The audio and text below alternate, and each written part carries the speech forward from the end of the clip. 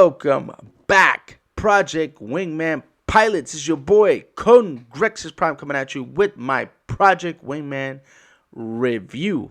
That's right, we're going to be talking about a lot of things in this review. I am super excited to bring this to you guys, and I'm going to try to get to the nitty gritty as quickly as possible. Let me start by saying that I do have a complete playthrough of this game, and if you click on the descriptions below, you'll be able to see the playthrough. And if you want to wait to the end of the video, there's going to be an end screen. We'll take you to the playthrough, and that way you can see how I completed this game on not one platform, but three. On Steam Deck, on PC, and on Xbox Series X. There's reasons why that all happened, and if you watch the playthrough, you will understand the reason behind it. But nevertheless, it gave me a lot of perspective. It gave me a lot of knowledge in this game in terms of like how the ins and outs of the game work, because I would have to have replayed the beginning of the game a couple times in order for me to be able to pull this off.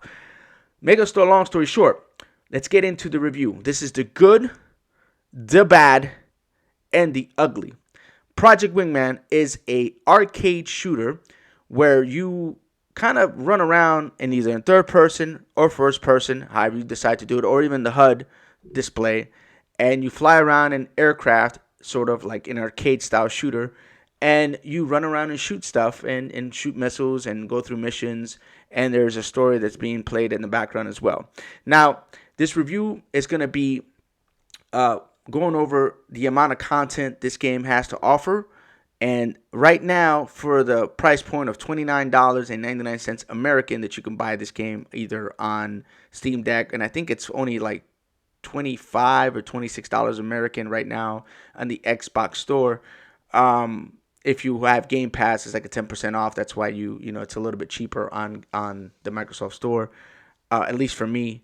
But if you catch the game on sale, you can get it as low as $15 and American. And I'll tell you what, for the amount of content this game brings to the table, it'll be worth your penny. If you're a big Ace of Combat fan like I am, I've played all the Ace of Combat games and played Ace of Combat 7, all that other good stuff. If you're into that kind of game, then this game is going to be for you. I promise you guys will enjoy playing this game.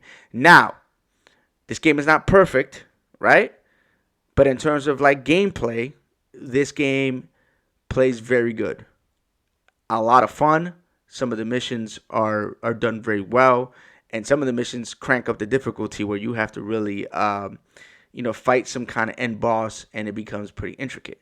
Now, we're only talking about the campaign mode right now. I'm going to get into the other part of Project Wingman, which is basically there's two mission types. There's the campaign mode, and then there's the conquest mode. Conquest mode is a different game type. But nevertheless, it has, something else that you can do. And then in conquest mode, it's a roguelite experience. So you have one life, and you have to conquer, I think you have to conquer 49 different, I want to call them city-states. And you keep getting resources and keep unlocking more aircraft. And you have like two different currencies that you use, and with those currencies you buy more wingman, like battleships and stuff like that, the flying battleships that the game has to help you out and make the actual end game version of that a little more easier. That's all I'm gonna say about conquest mode. It is an extra mode, and if you choose to play that roguelike experience, you add more replayability, which again, it's more content. Now the campaign has 21 missions altogether. Each mission scales between 20 to 30 minutes, give or take a little. And if you are, playing the game at a normal pace or clip, it'll take you somewhere between 10 and 11 hours to beat the main story in the game. In terms of like graphics, like if you guys are looking at what's going on in the background right now, you can see that like there's a lot of cool cloud effects, and you can see the backgrounds, and if you're like in a cityscape, it looks really awesome. I think where this game struggles when you get really low to the ground, and if you're not going that fast, you can see the actual pixelization on the ground and on the buildings. If you get really, really close to them, you can see it. But overall, like if you're flying high and you're moving really fast, you're not even going to notice it. You're always constantly dodging missiles. So this game doesn't really give you the time to kind of sit there and study, the imperfections that it has. Because like I said, it's not a perfect game. But the graphics to me were pretty good. sound and music scores. Some of the music in this game is like super cool. Like it's some of the songs I can get into, and some of the songs I was like, depending on the mission. Some songs are better than others, but at the overall, I would say the score for the game was good, right? And last but not least, it's going to be the story. Now, this is probably the weakest part of this game, and that is the fact that the story. So I would say this is like something bad of the game. So we go from the good part to the bad part, and it's definitely the story. The story is very weak. You don't really have a lot to go on except for the beginning part where they give you a mission briefing, and then they'll tell you a little bit of what's going on and what you have to do. And then when that's said and over with, then you go into the mission, and there's a lot of radio chatter, and you can miss some of the key components of the story because if you're engaged in dodging 25 missiles coming at you, because it can get that crazy, you can miss those key moments of your story. Now, since I replayed the game multiple times, I was able to catch certain things that I missed.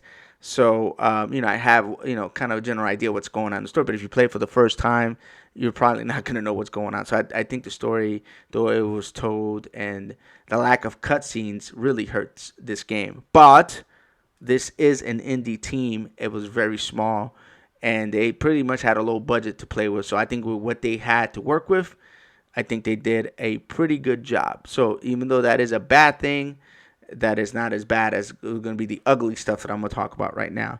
Now, like I said, this game is not perfect, and though I do recommend you get the game if you like these kind of games, and you're probably going to enjoy it, there are some things that I need to warn you about. Like, for example, some of the ugly things in this game are like the aircraft stats. Some of the aircrafts here don't match. I'll give you a perfect example. Anybody that knows anything about aircraft know that the F-16 will turn inside of a MiG-29. It's anybody that knows anything about aircraft will tell you that. It's specifically with the Viper, which is I think the version of the F-16 that they have here, or that resembles the Viper. There's no way that MiG-29 should have a better turn radius than the F-16s. And there's a couple other stats in the games of other aircraft that don't match. It doesn't make any sense. But, I am nitpicking, but it is something that really bothered me, right? The other thing that bothered me the most about the game is actually the weapon systems. It could be very confusing where you choose an aircraft and let's say it has two weapon pylons or two weapon types that you can put on it. And depending on the aircraft, that doesn't mean that you're going to just have two missiles. It means that depending on the pylons and depending on the aircraft too, because don't let the pylons fool you into thinking that you have multiple missiles. Because you will have 6 pylons, 6 missiles loaded, but you can only fire 2 on certain aircraft. And you have certain aircraft that have like 4 pylons, but they can shoot 8 missiles. Or, so you have to pay attention to the name and also the aircraft when it comes to picking your missiles and your weapon systems for your aircraft. And it's kind of like a trial and error.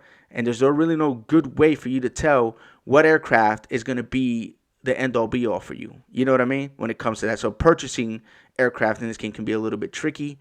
And if you sometimes think you're going to get a good deal and you're like wondering, why am I going to trade a 3-weapon platform aircraft to a 2-weapon platform aircraft? Though this one costs more, but why that's the case, it doesn't make any sense to me. And then you buy the aircraft and it carries less missiles and you're like, oh, this is trash, You feel a little bit jaded. So I think that those are things that the game devs could have improved on or maybe improve in the future. Now, one thing this game does not have, and I wish it did, which I'm going to put on the ugly status, is multiplayer co-op. Like you and let's say 2 of your friends, or you and another friend of yours, or you and multiple friends can jump in and there truly be Project Wingman. You guys would be like the team. You'd be the Sicario team, and then you guys go in there, as Monarch 1, 2, and 3, and 4, and take care of the missions together on a drop-in, drop-out co-op. I think this game would have, been a lot more fun to play with friends. But overall, that is my overall review. If I was to give this game a rating from like 1 to 10, 10 being the best game that I've ever played, and 1 being the worst game I ever played, I can give it like a solid 8. And I highly recommend you guys buy this game if you're into these kind of games. It'll be totally worth it. I promise you will enjoy it. And if you can get it on sale within, now the holiday sales are coming up, and later on winter sales, and then there's spring sales. Whenever you get this game on sale, get it on sale, buy it. You won't regret it. Trust me on that. If you guys got any questions, comments, complaints, or concerns, drop a comment below and let me know what's going on. Don't forget to subscribe to this channel and also hit the notification bell on the way out the door, my dudes. You guys have a great day or night. Light, love, and peace. Congrexes. Checking out.